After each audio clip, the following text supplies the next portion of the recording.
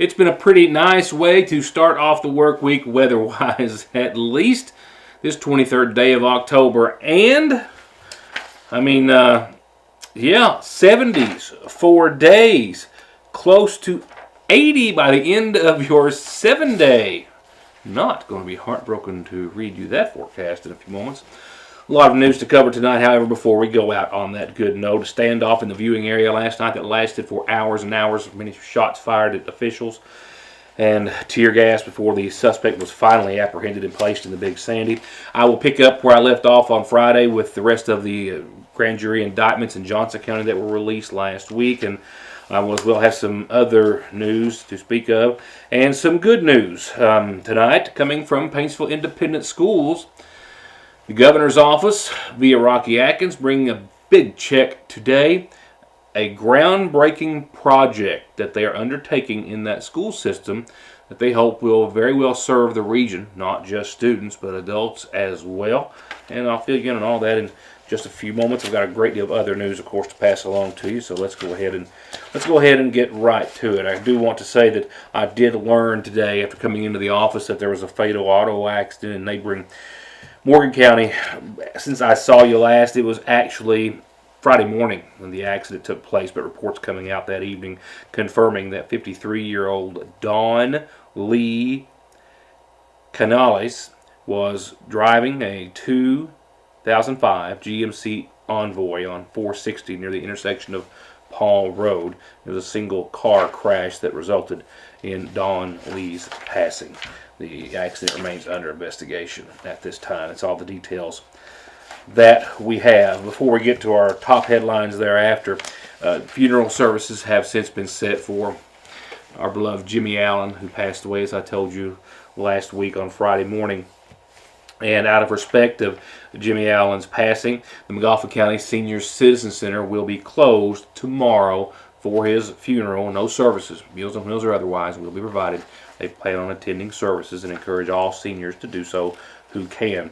I also spoke with McGoffin County Judge Executive Matt Wireman. He says the McGoffin County Courthouse will be closed tomorrow as well in observance of Jimmy Allen's passing and funeral services, with the exception of, as I understand, McGoffin County Clerk Renee Shepard was unable to close her office because tomorrow, I think, is the last day to come in and request a paper absentee ballot, and they had to stay open, I believe, for that reason or an election-related reason. So they will be open tomorrow in some form or fashion, but the rest of the courthouse, and again, the Senior Citizen Center, all to be closed. I have not received any other word of any other closings at this hour, and I'll have funeral arrangements in their entirety for Jimmy in just a few moments.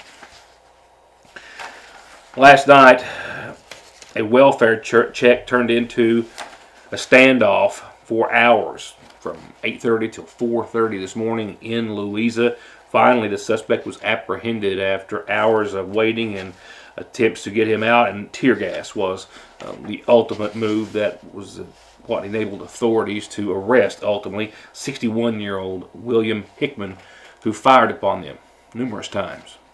About 8:30 last night, troopers with the state police were doing a welfare check at a residence on Kentucky 2033 in Louisa, where William Hickman was. And when they got there, he started firing at them through the building multiple times, nearly striking many of the officers who were on the scene. Altogether, Kentucky State Police troopers from Post 9, Fish and Wildlife officers, and local police from both the Louisa Police Department and the Lawrence County Sheriff's Department.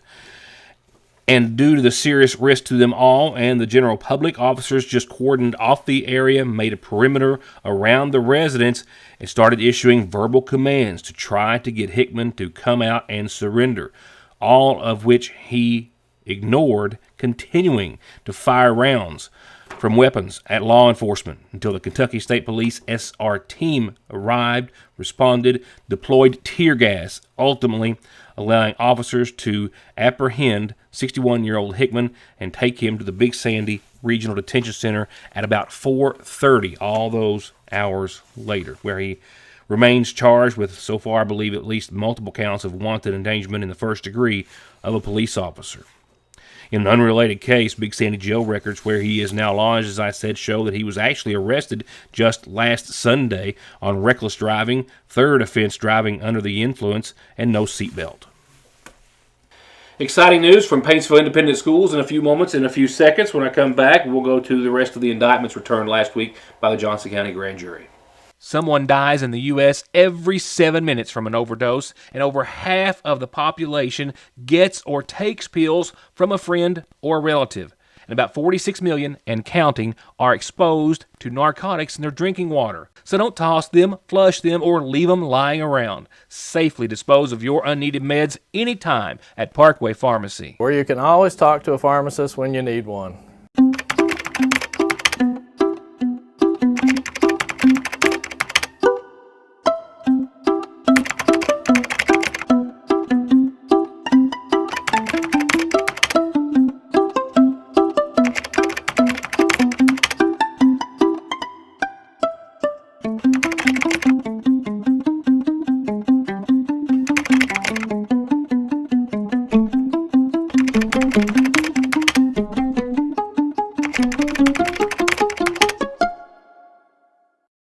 Appalachian Wireless is making it so easy and affordable to stay connected to friends, family, and the world. With the Forward Pay Unlimited or Unlimited Plus plan, get $50 off any Forward Pay device. And don't forget, with Forward Pay, there are no credit checks or long-term contracts. It's Forward Pay on the region's premier network, Appalachian Wireless. We get you because we are you. We are Appalachian Wireless. Activation fee required. Discount applied at point of sale. I believe in Kentucky. I believe in Kentucky. I believe in small town values. And mom and dad and the things they handed down. I believe some of the best people in the world are farmers. I believe in insurance that protects families, homes, and cars. I believe in always finding a way to do what you love. I am Kentucky. I am Kentucky. I am Kentucky. On Friday's program, I read through a list of indictments, a short list at the time, several of those for the theft of copper lines or transmission lines, AT&T and Foothills customers being affected greatly and repeatedly, as I gave you in that update. For those particular indictments, I spoke with Ruth Conley Friday from Foothills Communications. They had 6 incidents just in October, one just that day, I think, that resulted in about 900 customers being without service as numerous individuals continue to try to steal what is basically unused copper lines that are still hanging. Foothills trying to get them down just as quickly as possible to avoid any further outages, but in the process of cutting down those copper lines, they're inadvertently or advertently cutting fiber optic lines and leaving behind tens of thousands of dollars in damages and loss of service for a lot of customers. The rest of the indictments returned last week are next. Tyler Wagner of Mealy was indicted for burglary in the third degree, theft by unlawful taking over $1,000, and being a persistent felony offender in the second for already being a convicted felon. This when he entered and robbed an outbuilding owned by another Wagner subject on or in the Sitka area back in July of this year. Caitlin Shabazz of Ulysses was indicted on 2 counts of wanton endangerment in the first degree, possession of methamphetamine, and operating a vehicle under the influence of drugs. This after, back in August on the 6th, she was allegedly behind the wheel of a vehicle with 2 minors in her custody, as well as in possession of methamphetamine and under the influence of the drug. Boyd Kimbler from Paintsville, indicted for possession of a handgun by a convicted felon. One indictment actually has him named for 2 counts of possession of a handgun by a convicted felon after being arrested in November with a .44 and a .50 caliber rifle, as well as he was indicted in a separate indictment for possession of methamphetamine, possession of a controlled substance, and possession of drug paraphernalia. This for, I believe, the same incident when he was as well found to be in possession of a quantity of drugs, including methamphetamine, Suboxone strips, and other items. Tracy Millette of Paintsville was indicted for assault in the second degree, fleeing and evading police on foot, and public intoxication. Dustin Crum was indicted for assault in the first degree, persistent felony offender in the first, DUI, Second offense, wanton endangerment in the first degree, all for an event on September the 29th. Charges stemming from an injury auto crash that he's alleged to have caused in the Hager Hill area. Stacy L. Prater was named in not one but two separate indictments, one for bail jumping in the first degree, the other for being in possession of a controlled substance in the first, and operating on a suspended license for being found with methamphetamine on her by authorities. Kyle Davidson of South Point, Ohio, indicted for possession of meth, possession of fentanyl, possession of controlled substance in the first degree, heroin, assault in the third of a police officer, fleeing and evading police on foot, possession of drug paraphernalia, and possession of marijuana. And Dina Melvin of Nippa was indicted for possession of meth, operating a vehicle under the influence of alcohol or drugs, and no valid driver's license. Still exciting news for Paintsville Independent Schools for not just Paintsville, but for the region. It's groundbreaking, getting ready to happen for a groundbreaking project. With that said, here's tonight's calendar. First, real quickly, brought to you by McGoffin Farm Bureau. Don't forget the big trunk or treat this Thursday, 11 to 2:30 at City Park, and then 5:30 to 8 at City Park, and then they'll wrap it all up with Thriller in downtown that night, this Thursday night. And then, of course, trick or treat in McGoffin County and Sagersville, 6 to 8 on the 31st, which is next Tuesday.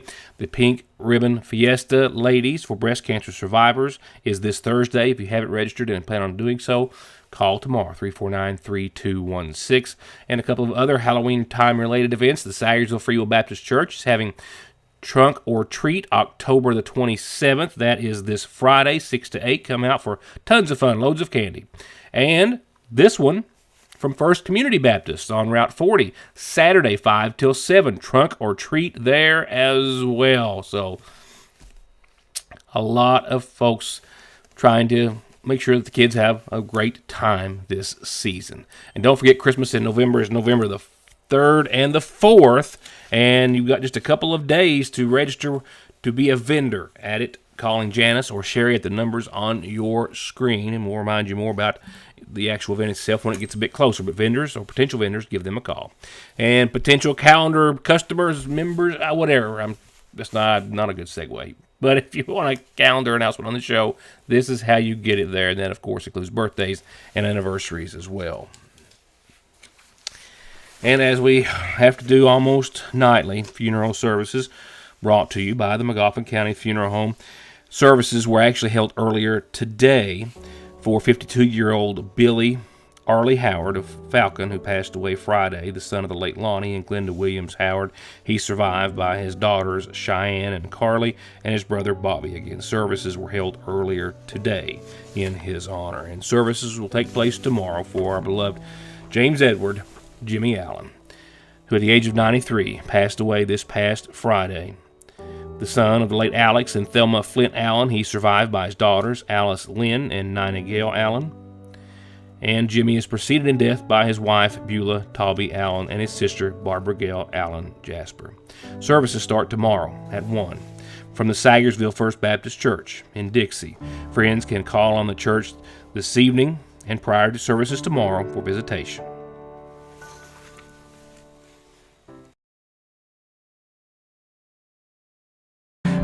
Platinum Award-winning singer-songwriter Chris Jansen is coming to the MAC, and he'll be playing hits such as Buy Me a Boat. But it can buy me a boat. It can buy me a truck to pull. Fix a Drink. But I can fix a drink. And one of his most recent hits, Good Vibes. I'm getting them good vibes. I'm living this good life. Get your tickets now. Call 1-888-MAC-ARTS, stop by the People's Bank box office, or visit macarts.com. I got me a full cup. There where every day starts, it's made and it ends. From hitting the floor to hitting the road and back, your feet carry the day's duties. And if you're hurting from what might be a work or sports or stress-related fracture you don't even know about, diabetic, or that all too often heel pain that just won't go away, or any type of pain or discomfort or in need of wound care, come to where they care. Put your best foot forward and come visit our podiatry team. We care about our patients and their feet. That's Dr. Cheney and her team at Hope Family Podiatry Center next to Hope Family Pediatrics on the Mountain Parkway. 2 locations, 2 ATMs, too much history, over 120 years, and just too many reasons not to trust the oldest, only banking family that exists for the sole purpose of helping your families, our friends, grow financially and securely. Lean on Sagersville National Bank for any of your home, auto, commercial, retirement, or online banking needs. And let us help you make your dreams come true. Logan Corporation in Sagersville is now hiring. Due to continued growth and expansion, Logan Corporation is now looking for all local welders and fabricators, and experience is not necessary. For full-time positions with benefits, applications must be picked up at the Logan Corporation office at 124 Ward Road off of Parkway Drive in downtown Sagersville. Logan Corporation since 1904 and a leader in the manufacture of mining and truck equipment. From the governor's office, $13.5 million for housing disaster recovery for eastern and western parts of our state as the governor announced the first round of Rural Housing Trust Fund awards, which will build 115 new homes in disaster-impacted counties and repair 45 homes for disaster survivors in eastern and western Kentucky. This $13.5 million was awarded to a total of 9 nonprofit housing agencies that are helping Kentuckians recover from the 2021 tornadoes that hit western Kentucky and, of course, the 2022 flooding here in eastern Kentucky. Several counties named, or organizations named, including Frontier Housing in Breathitt, Floyd, McGoffin, and Martin for just over $1.85 million. And today at the Garden Center, Rocky Atkins, senior advisor to the governor, presented a $5.3 million check or total funding to benefit Lawrence County that will go towards supporting cleaner water and increasing tourism. Atkins announced $4.3 million in funding from the Appalachian Regional Commission for the Big Sandy Water District. The funds going toward replacing a water line between Louisa and Catlettsburg along Highway 3. A new water storage tank will also be constructed at Donathan Branch, and a new water line to improve water services to 200 homes and 2 businesses will be built or put in. And the current water line that will replace has experienced at least 5 breaks just in the past year, so it's definitely needed. And Atkins also announced almost $1 million in committed funds from the Cleaner Water Program to benefit Lawrence County. Those projects will provide public water service to 67 homes for the very first time. $233,000 to the Big Sandy Water District to provide public water to 58 homes for the first time. It's monumental. $756,000 to the city of Louisa to replace leak-prone water lines and extend public water service to 9 homes for the first time. Atkins also announced almost $45,000 to Lawrence County Tourism to support travel, marketing, and promotion, and about $240,000 to resurface some much-needed roads. And Atkins also was in Paintsville earlier today. Obviously, he may have come through Sagersville at one point. But it was in Paintsville where he went to the Paintsville High School where he was there, as well as, of course, Superintendent David Gibson and a host of other individuals, officials, and likewise, and students for essentially the unveiling. This has been a project that's been in the works for quite some time. They've already acquired a 30,000 square foot building and property, and they have made some big strides towards seeing it happen. But for my purposes and intent, and yours as well, it's somewhat of an unveiling as we tonight look into the project in its entirety, and I will have that for you with Mr. Atkins and, of course, Mr. Gibson and some others in just a second. When Joe Biden abused his power and opened the southern border, I took him to court. When Biden mandated vaccines, I got it reversed.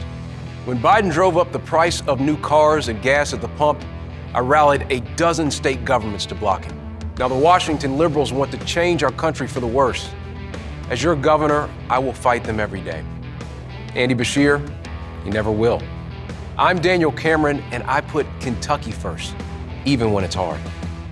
Get the right fit, the right tread, and the reliability you need for whatever you're rolling in at Conley Tire, where right now through October the 31st, get a $100 rebate on Generals, $120 on Kumos, and go to conleytire.net to find other special offers on the biggest names, plus brakes, oil changes, and computer diagnostics, all with 6 months no interest at Conley Tire in Staffordsville.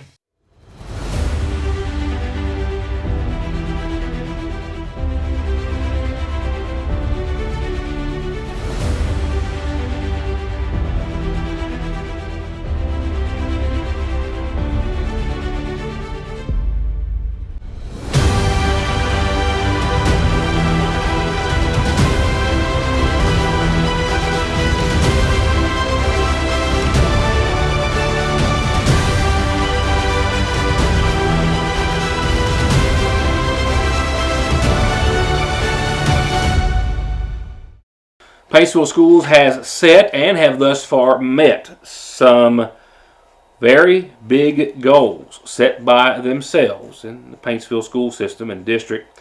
An $8 million economic development center with vast entrepreneurial opportunities and a STEAM academy as well. STEAM, I think we've all kind of come to learn what that is as of late. Science, technology, engineering, arts, and math initiatives in our schools to help better educate our kids.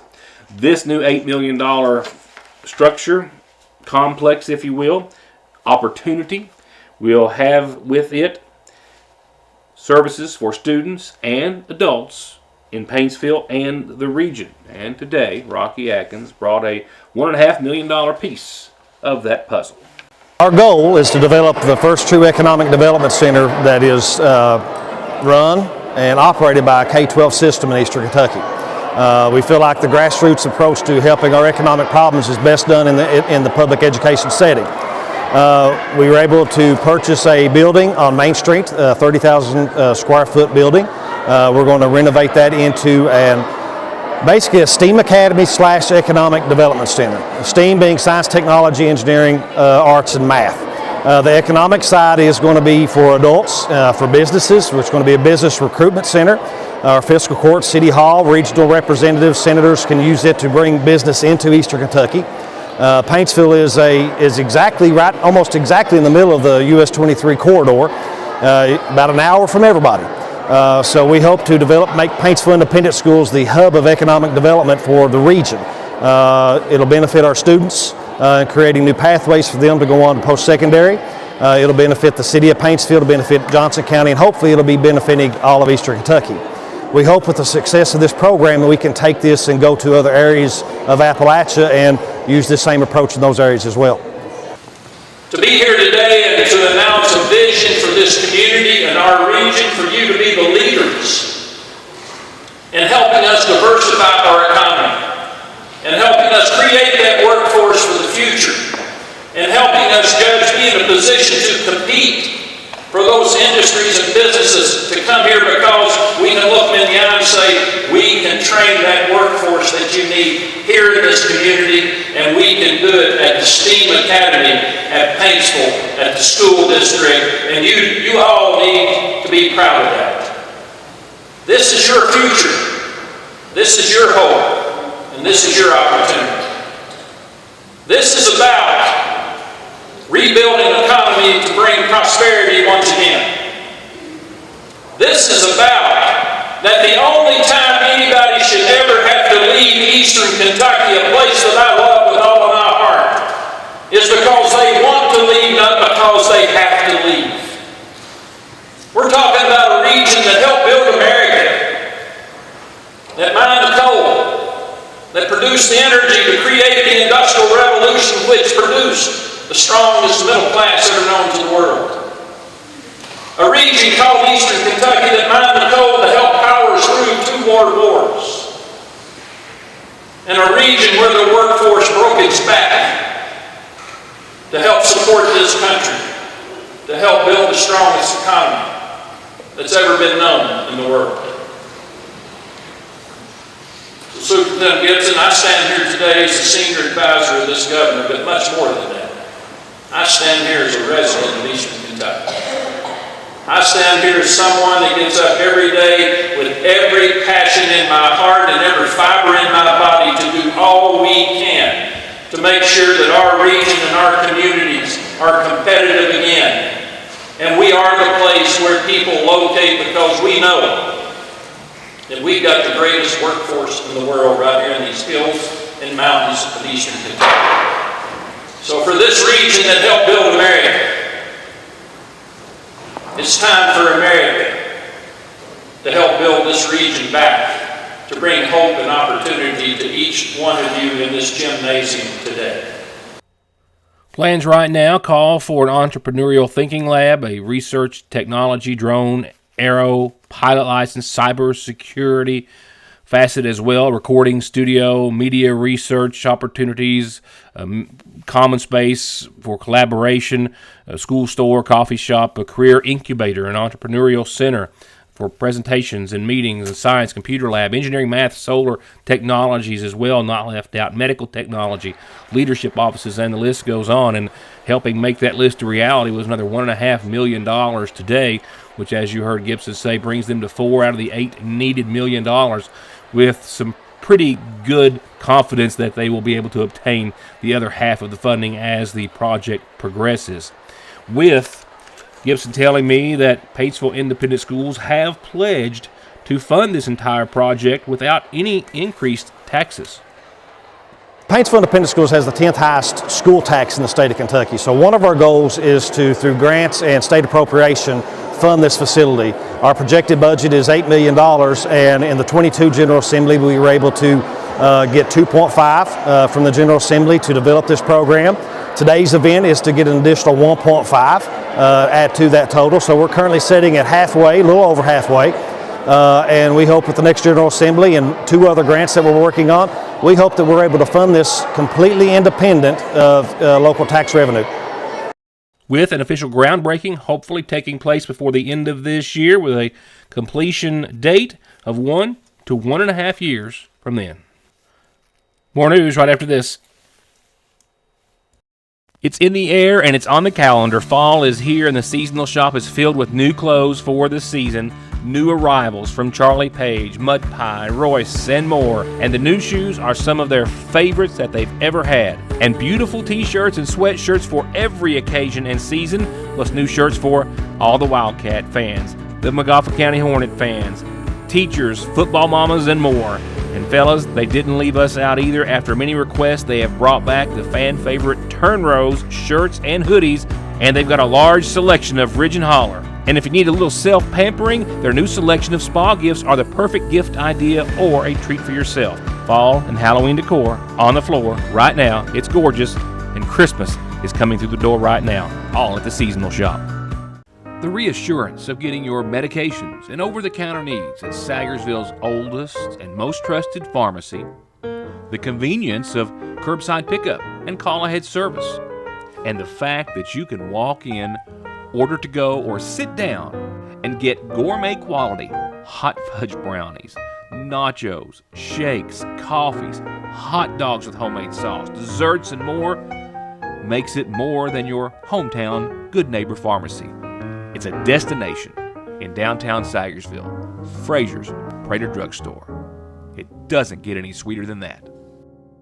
Up next, we will go to your outlook, and it's not looked like this in a while. I mean, temperatures beautiful in the 70s, close to 80 by the end of your 7-day. Yes, after a chilly and a frosty start here as of late, not so much more, not at all in your 7-day. I think tonight's low of 38 will keep us out of that category, and from there on, definitely will be well above the frost mark. Mostly clear skies tonight, light easterly winds, and again, 38 degrees for nighttime lows. Mostly clear skies tonight, mostly clear skies tomorrow. Filled full of sunshine. Your Tuesday is picture perfect. 75 for your high. Lows in the lower 40s instead of the 30s tomorrow night. Partly cloudy skies tomorrow night as well, wrapping up your Tuesday, taking us into more of the same. And that's a beautiful run right there. 74 or so again on Wednesday. Low 40s for the nighttime low. Mostly sunny skies. Again, sounds terrible, doesn't it? Thursday, ditto. Except for maybe holding on to the 50s for nighttime lows. 74 again under mostly sunny skies. And again, nighttime lows Thursday night around 51. And tomorrow's 75-degree Tuesday is actually not the warmest of the bunch. And neither is Friday's 76-degree outlook either. The graphics are about to flip here. I'm not sure why they're taking their time, because it's Monday. It's Monday, that's why. But you'll see 76 and partly sunny on your Friday in about 3, 2, and a very long one, and my apologies. There you go. 76, partly sunny. It was worth the wait, right? 76, 55 for your Friday. Saturday, 76, and Sunday, 78 before we finally see this beautiful run of the 70s, low and upper end.